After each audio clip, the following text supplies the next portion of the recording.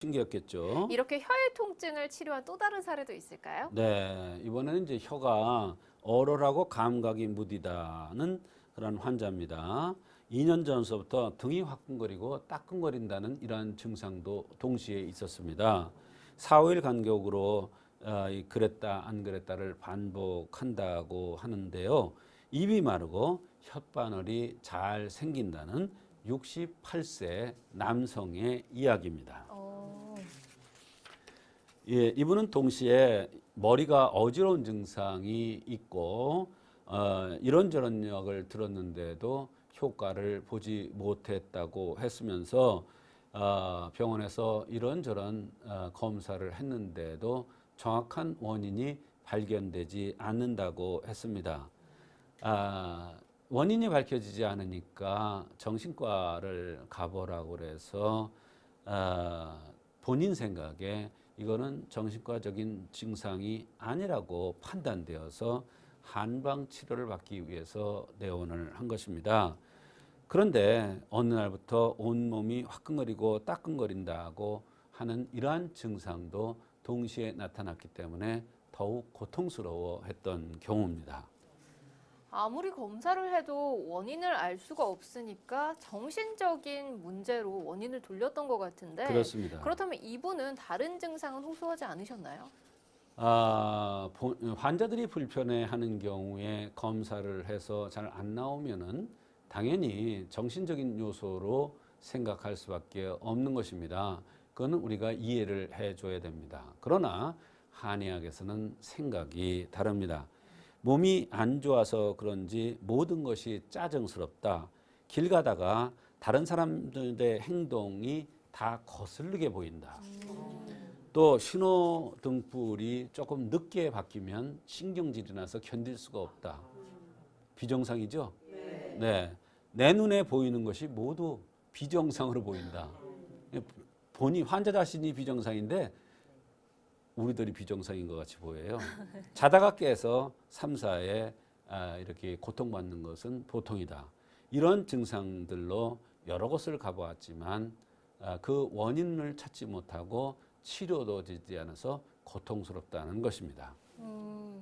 몸이 아파서 괴로워서 병원을 갔더니 정신과를 가라고만 하면 얼마나 답답하셨겠어요. 그렇습니다. 그렇지만 저도 한편으론 이게 치료가 될까 하는 생각도 들어요. 그렇습니다. 이렇게 여러 가지 불편함을 호소하고 있을 때 정말 종잡기 어려울 경우에는 한의사의 경우에도 치료가 상당히 어려운 게 사실입니다. 그러나 생긴 대로 병이 온다는 차원에서 체질을 판단하면서 역추적해서 들어가면 아주 쉽습니다. 이 경우에도 병의 원인을 찾기 위해서 얼굴의 때깔이 붉은 것, 화성을 띄었다는 것, 말하자면 화에서 의해서 병이 올 가능성이 많다는 것을 생각하고 그런 사람이라는 뜻을 생각하고 들어가니까 아주 쉬웠던 것입니다. 몸에 화끈거리거나 따끔거리는 것도 화입니다. 또 혓바늘이 잘 생기는 것이나 혀가 얼얼하고 감각이 무디고 이러한 모든 증상이 심화에 의한 것입니다.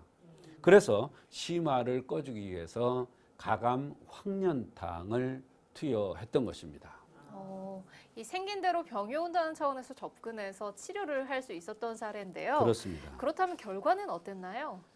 이 환자가 한제를 복용하고 와서는 등에 화끈거리는 것이 계속 비슷하다가 3, 4일 전서부터 조금씩 수그러드는 것 같다고 했습니다. 자다가 4, 5번씩을 깼는데 요새는 한 번 깰까 말까 한 정도로 좋아졌다고 했고요. 혀가 얼얼한 것, 어지러운 것도 약간씩 차도가 있기 시작했다고 했습니다.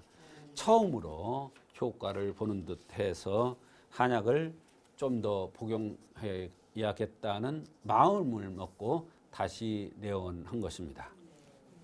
굉장히 많은 병원을 내원하셨는데 드디어 처음으로 차도를 느끼셨으니까 그렇습니다. 얼마나 기분이 좋으셨을까요? 그렇습니다. 이 20첩을 복용하시면서 서서히 증상이 개선됐다고 말씀을 해주셨는데 그 이후로도 좋은 효과가 있었겠죠? 네.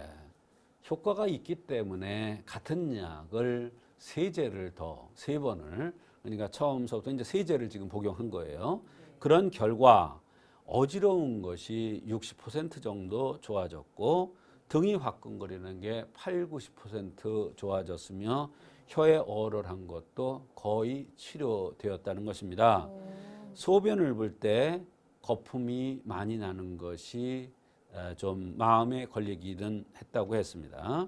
얼굴이 뻘은 것이 옛날부터 그랬는데 이 약을 복용한 후로는 벌건 것이 조금 덜한 느낌이 들어서 매우 기분이 좋다고 했습니다.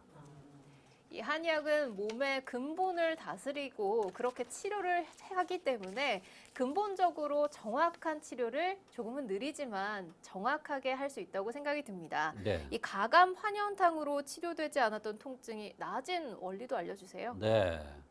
내경이라는 한방 의서가 있습니다. 내경의 심의 구멍은 혀다. 심의 구멍은 혀다. 그건 무슨 얘기냐면 심장의 어떤 원인에서 혀에 병이 올 수 있다 이런 뜻이에요. 심기는 혀와 통하니 심이 조화로우면 혀가 오미를 안다. 말하자면 심장이 제대로 운행되면 혀가 오미를 제대로 맛을 알 수가 있다 이런 뜻입니다. 혀는 심장의 싹입니다.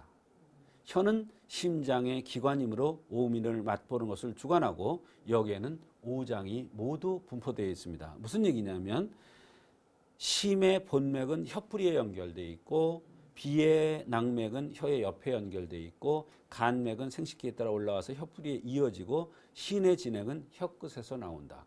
이 오장육부가 오장이 모두 혀와 연관이 있다는 얘기예요. 이와 같이 혀와 연관이 있기 때문에 혀가 굉장히 중요하고 심장이 중요한 것이며 이 여러 가지 오장이 모두 연관되어 있지만 그중에서 특히 심장이 주가 되어서 혀를 주관을 하는 것입니다. 그래서 심화를 꺼주기 위한 가감 황련탕을 썼는데 좋은 효과가 있었던 것입니다.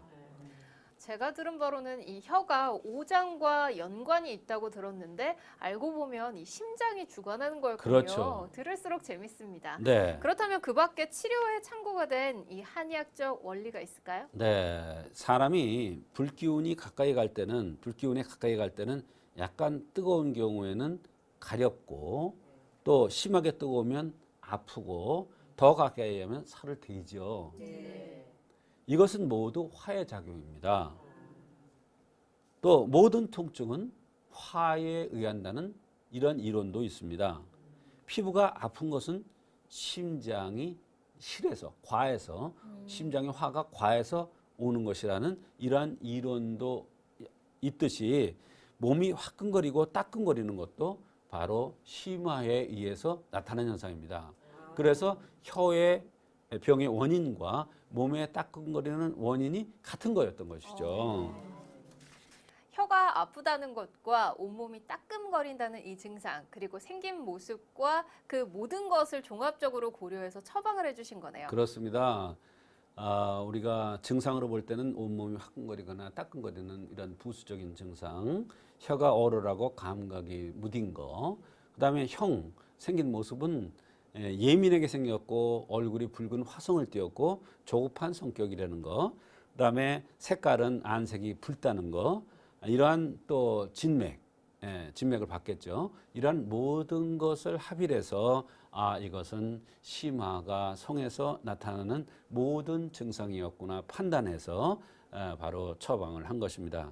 그래서 부설 황련탕이라는 이러한 선방을 한 것이고 전신이 좋아지면서 어지러운 것, 자다가 자주 깨는 것 이런 모든 것들이 해결된 것입니다.